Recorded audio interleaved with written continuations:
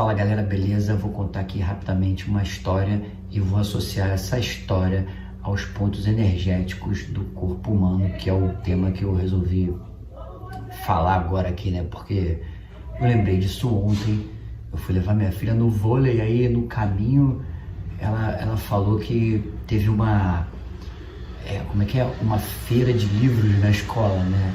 Aí ela tava contando que não teve aula porque a gente foi na feira de livros. E é como se fosse uma mini biblioteca que montaram lá na escola e para incentivar os alunos a ler, né? E aí eu contei para ela, ela tá na sétimo ano, que era a antiga sexta série, né? E aí eu contei para ela que quando eu era da sexta série, lá na escola que eu estudava, que era a escola Elza Campos, aconteceu uma feira do livro, né? Exatamente o que aconteceu na escola dela, eu tive lá e eu contei que a professora falou o seguinte: olha, vocês podem pegar 2 livros para vocês, então vocês escolham 2 livros e aí depois o pai de vocês vai pagar lá, mas era um preço baratinho, mano, como se fosse hoje 10 prata cada livro, e aí vocês escolham lá. Aí eu escolhi 2 livros.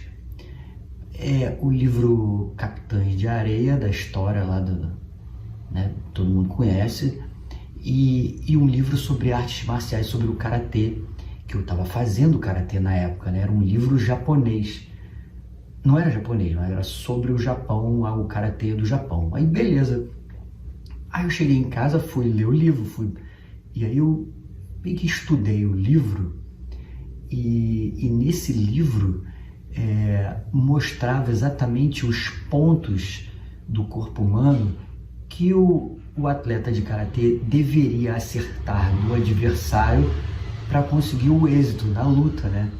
Então, teoricamente, esses pontos no ser humano seriam os pontos importantes para o ser humano, de modo que se você acertasse com contundência nesses pontos, você ganharia a luta. Então, os pontos eram aqui, no peito, no plexo, lá embaixo, quer dizer, exatamente onde ficam os nossos chakras e onde tem as glândulas importantes do nosso corpo. Aí veio a história legal. Esse livro, eu li tanto ele que eu levei para os meus primos que moravam no andar de baixo, que também eram lutadores de karatê. A gente era criança, mas a gente pegava a manha do karatê, né?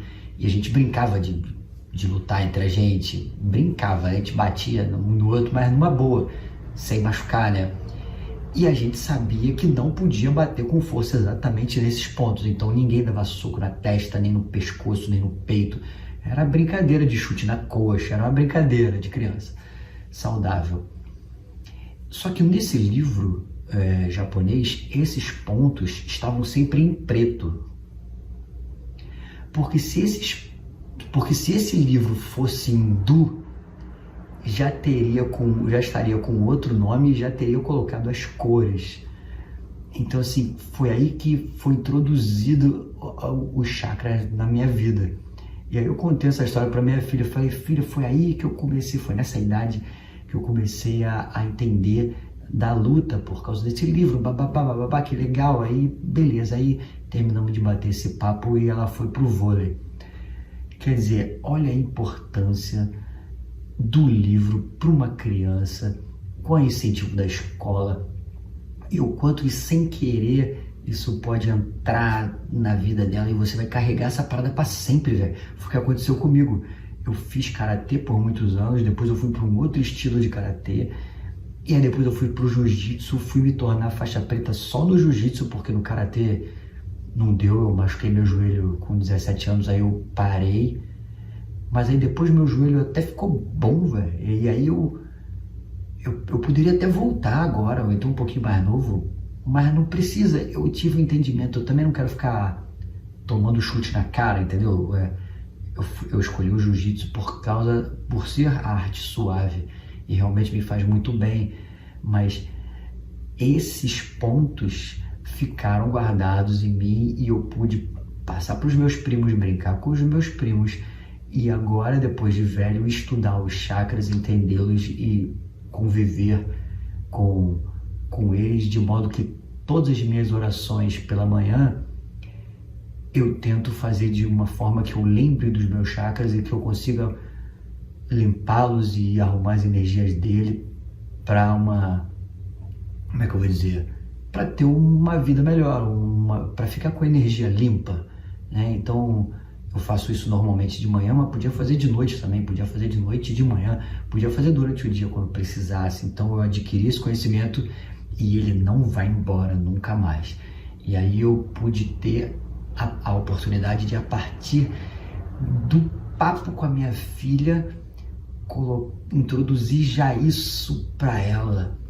E aí ela falou, pô pai, acho que eu vou fazer taekwondo junto com meu irmão. Falei, ótimo, vai lá. Aí ela mesma pegou o celular, mandou um recado pro irmão. Qual é, irmão? Pô, tô a fim de ir lá no taekwondo. E aí ele já combinou com ela na quarta-feira. E aí eles vão, mano. Então, de repente, sem querer, eu ganho mais 2 samurais, entendeu? Que manjam das energias e que manjam dos chakras. Eu já ganhei o João Pedro, que já é campeão de taekwondo aí, vai com tudo, vai participar até do brasileiro em setembro. E agora ela, mano. Então, agradeço ao Senhor por essa oportunidade, muito obrigado. E sejam gratos, mano. Sejam gratos mesmo antes de acontecer a parada, porque aí acontece. Um grande beijo pra você e boa noite.